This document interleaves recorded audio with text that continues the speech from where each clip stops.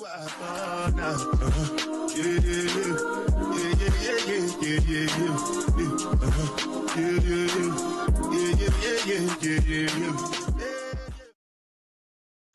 ate Lateishia up like that burger Marie made for Trice. Let's get into my Belle Collective Reunion Part 2 recap. Let's go. So, Antonette comes in, and Tisha tells her, because we're picking up where we left off. So, Antonette comes in. Lateishia makes it known that Mint Dental is closed. Antonette is proclaiming that she sold the office for profit. However, the office is closed based on what I've been hearing. Then she answers to go on to say that how she loses money when she films because she has to move her patients and squeeze them in within 2 to 3 days, and she has to be available for filming for 4 days. Now, my thing is, season 1, you left because you basically thought that the whole show was beneath you. Why are you here? Unless you here for money and exposure. Like, for real. Why are you here? So Carlos asks, would she come back to Belle Collective? And she's like, I was getting ready to move out of Mississippi. And Lateisha's like, you want to come back. So then they go around and Carlos asks the girls, how would they feel if she came back?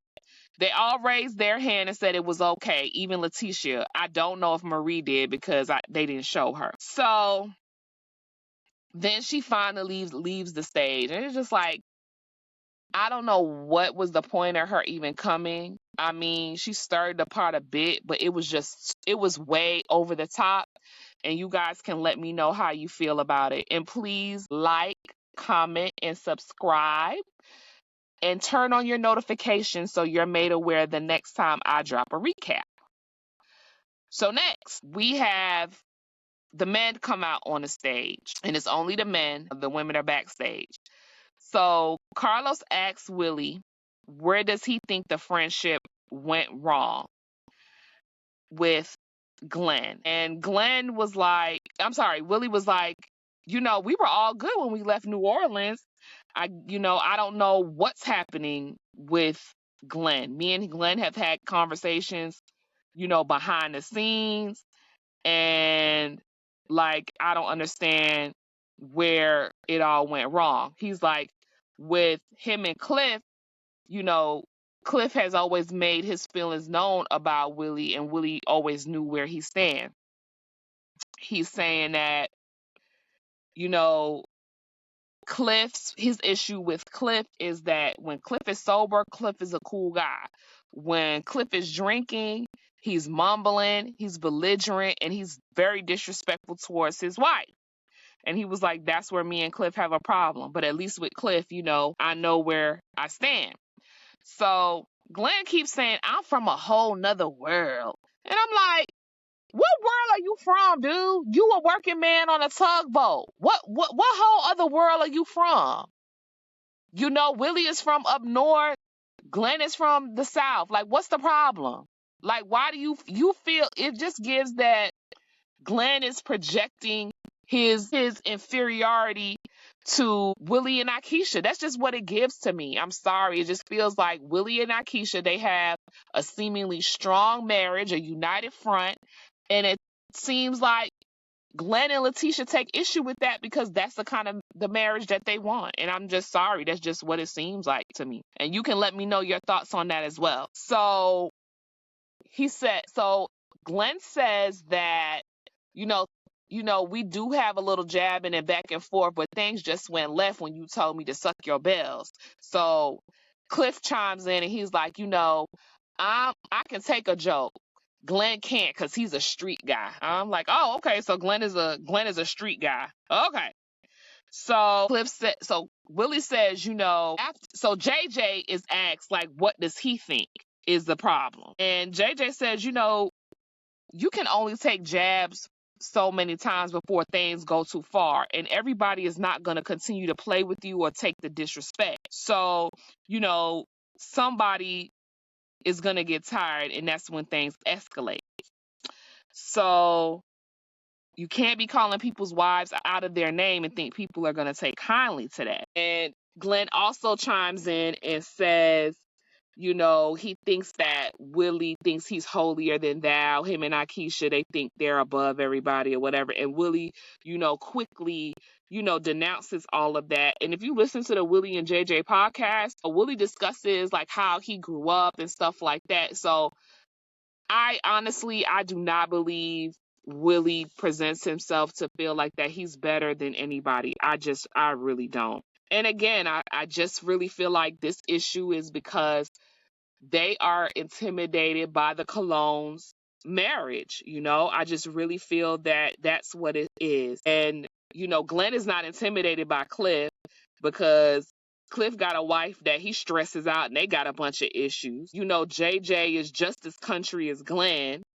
So I think that he's really bothered by, the strong marriage that they have. And speaking on that, allegedly there was a plot by Lateishia and Glenn to send some woman into Willie's DMs to try to cause some conflict within their marriage. So that would just speak to them being intimidated by their strong marriage. And you guys, you tell me what your thoughts are on that. So Carlos then says to Willie that, are you hearing what Cliff is saying? Are you hearing what Glenn is saying? Because you said suck his bells, that's where things went wrong. And it's like, it really felt like to me watching it that Carlos was really trying to blame Willie for the altercation. Like he really was trying to blame Willie for the altercation. And I'm like, what show are y'all watching? And I felt it too. I felt a lot of it, any interactions that when Aikisha was really getting with Lateishia behind, like Carlos was like interjecting or defending the Pearsons. And this is why I don't think Carlos should be the one hosting these reunions. All right. So Carlos says at the end of the day, I don't feel it's that deep. Is this something that you guys can move on from? So they decide to say, they Gucci, we can move on from it. But you hear Lateishia in the background, she still want to smoke.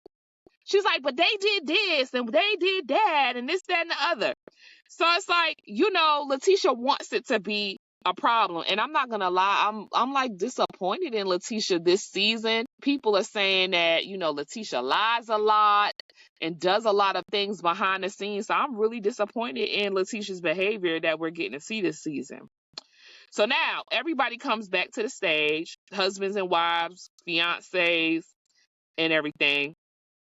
So Carlos starts to get into the JJ and Selena dynamic. Carlos says to JJ, it seems like you're the one that doesn't want Selena and Sophia to have a cordial relationship. So, they're starting to do the wrap up and view, all the stuff that happened between Selena and JJ. And JJ says the reason why I didn't want them to have interactions is because they got into an altercation and I didn't want them getting together again and something else happens and it could be even worse. And I respect that. And again, there's a whole no contact order because a judge found it appropriate that they shouldn't be in the same spaces either. Like, y'all are forgetting this. Like, I don't understand what's all going on with these shows and they have no contact orders and people are still forcing contact. So JJ said, that's my concern is my family. And Carlos said, I told you at the last reunion, you're the man and it starts and it ends with you. And JJ also told him that you don't get to tell me how to fix my situation or run my family. I handle things my own way. And Selena then chimes in and said that if the girls didn't reach out to you, it wouldn't be no relationship with you and the girls. We come to find out that he's only talking to the twins. Sanjay is over it. And like I mentioned in the last one, like it was mentioned, Sanjay does not want peace. She just don't want peace. For whatever reason, she don't want to deal with her daddy. She don't want to deal with Sophia. And again, these are not little kids. These are grown women. There doesn't need to be a relationship between JJ and Selena. It just doesn't need. It's just not warranted and it's not required. They can do as they please. And I think Selena also mentioned that, in the last reunion, like I said, that they were cordial. So they've always had their issues prior to Sophia.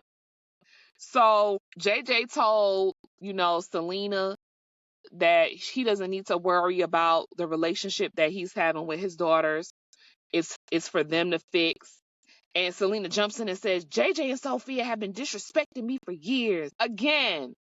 So this leads back to the last part of the reunion when she said that JJ, she recommended Sophia and JJ for the show. But these are the same people that have been disrespecting you for years, but you would recommend them to be on a TV show. I'm like, come on, y'all got to make things make sense. I want y'all to really listen to these context clues that she's giving. She's always had a problem with them. And I'm sorry, Selena looks so upset and so bothered by JJ on that stage. And JJ had his legs crossed and he was seen cool as a cucumber. He was like, that's just what it is. He wasn't really giving Selena the energy that I think Selena wanted from him. Selena's fiance, Mike, he says that, he doesn't have any problems with JJ. He says he doesn't think the problem is Selena. And that's it. I guess, I don't know why Mike was there. I mean, I don't know. We barely got a paragraph from him. So we move on to the Pearsons. So Carlos asks Glendale if he got a job. And Glendale is like, yeah, I got a box truck. And Lateishia has to jump in and answers, yes, we have a company called Pearson & Pearson Logistics. And we're accepting contracts. Things are free flowing and, things are going well with her health, and things were an adjustment because Carlos asked, like, how was things with Glenn being home full time? She said it was an adjustment. We had to relearn each other and relearn how to move around each other. And I get that when someone is away traveling for work, y'all have y'all routines. And now that they're there full time, things are very different. So Glenn also mentioned like being home and seeing how hard she works and grinds and hustles. He has a new level of respect for her or how hard she works. And he's like, Lateishia thanks him for mentioning that. So then Carlos brings up the fact that Glenn said on the trip that Megan Good slid into his DMs.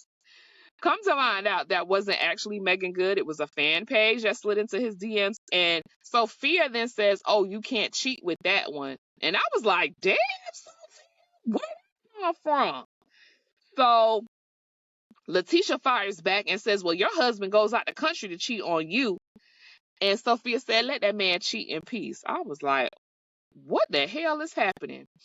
So now they're discussing the beef between Trice, LP, and Aikisha. And, they're basically talking about the fight that happened, the brawl. And the reason why Trice is saying that she has beef with Aikisha because she's saying that her nephew, who passed away, condolences, that he was at the brawl and his phone dropped.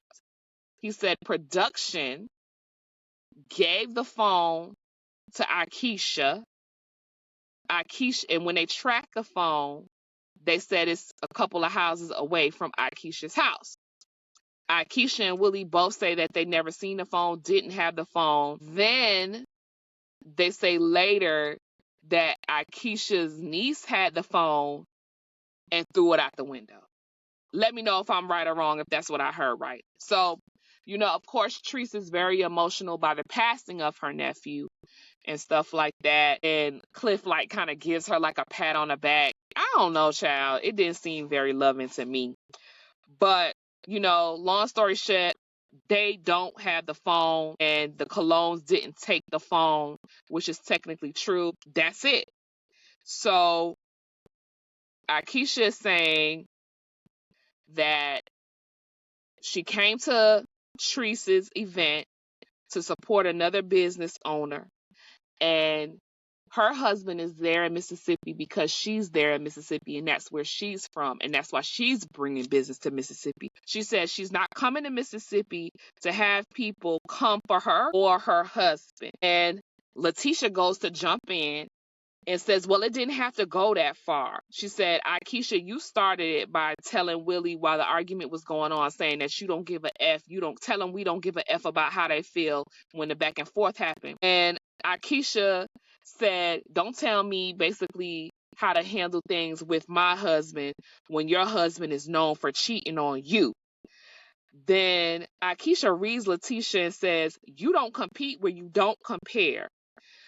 You need to worry about getting your business off the ground and making sure your husband can take care of your household. I said, what a damn read. Lateishia was so hot about that. Then Aikisha says, let's switch to you, Glenn. My feelings were hurt when Glenn leaned over to Cliff and to say, Cliff, you got a hot young wife and Willie got Aikisha. And she's like, explain what you meant. So Glenn was like, I just called you.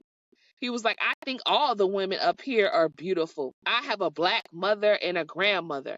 And I'm like, I'm confused as to what this means. Is this editing? What does that have to do with anything? Did colorism come up? Is that what happened? Like, I'm confused as to what that means. And my thing is this, Aikisha is a beautiful woman. So to say hot and young, Trice or whatever, like, let's stop. And Glenn, you shouldn't talk about how anybody else's wife look, because there's a lot of jabs that people could take at Lateishia. That's all I'm going to say. So Carlos then asks, Lateishia and Trice.